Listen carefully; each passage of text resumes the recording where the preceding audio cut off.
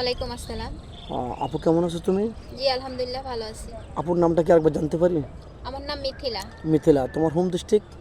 আমার বাড়ি চাঁদপুর কচুয়া। চাঁদপুর কোচা। জি। তোমার ফ্যামিলিতে কে কে আছেন? ফ্যামিলিতে আমার মা আছে আর একটা ছোট বোন আছে। ও আচ্ছা, তোমার আব্বু? আব্বু নেই, আব্বু মারা গেছে 2.5 বছর হয়। 2.5 বছর। এই যে গেছে, ঈদ গেছে, হ্যাঁ। মনে পড়েনি বাবার কথা? হ্যাঁ মনে পড়ছে। মনে পড়ছে, খুব খারাপ লাগছে না? হ্যাঁ। বাবা মা যার না আছে সেই বোঝে নাকি? তো যাই হোক, আমাদেরকে আমার সামনে কি জন্য আসছিলাম?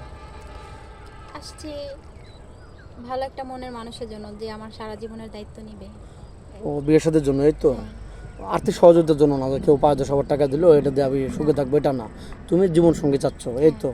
তো যাই হোক, তুমি তোমার এলাকায় কোনো বিয়ের সাথে কোনো প্রস্তাব আসে না? আসে, এখন আমার মার তো ওইভাবে সামর্থ্য নাই, এই জন্য বিয়ে দিতে পারে না। ও তার মানে তুমি বলতে চাচ্ছ যে যৌতুক লাগে? হ্যাঁ। ওই বিনে ইয়েতে কেউ হয় না। তোমার ইয়েতে হয় না, না? এমনিতে তোমাকে কেউ নিতে চায় না যৌতুক ছাড়া? ও আচ্ছা, তোমাদের কি অর্থ সম্পদ টাকা পয়সা এরকম কোনো কিছু নেই? না, আমার আম্মু মানুষের বাসায় কাজ করে আমাদের দুই বোনকে মানুষ করতেছে। আচ্ছা, কিছু প্রবাসী ভাই আছে, তার ওয়াইফ টাকা পয়সা নিয়ে তাকে আত্মসাৎ করে দিছে, একদম সর্বশান্ত করে দিছে। ওরকম কোনো মেন যদি তোমাকে বিয়ে করে তোমার বাড়িতে বাড়ি করে তোমাকে নিয়ে থাকতে চায়, তাহলে কি তোমার কোনো আপত্তি আছে? না, আমার কোনো আপত্তি নেই। ও, তোমার বাড়িতে একটু বাড়ি করার মতো তো জায়গা একটু আছে? হ্যাঁ আছে। ও আচ্ছা, যাক, দর্শকবৃন্দ শুনতে পারলেন,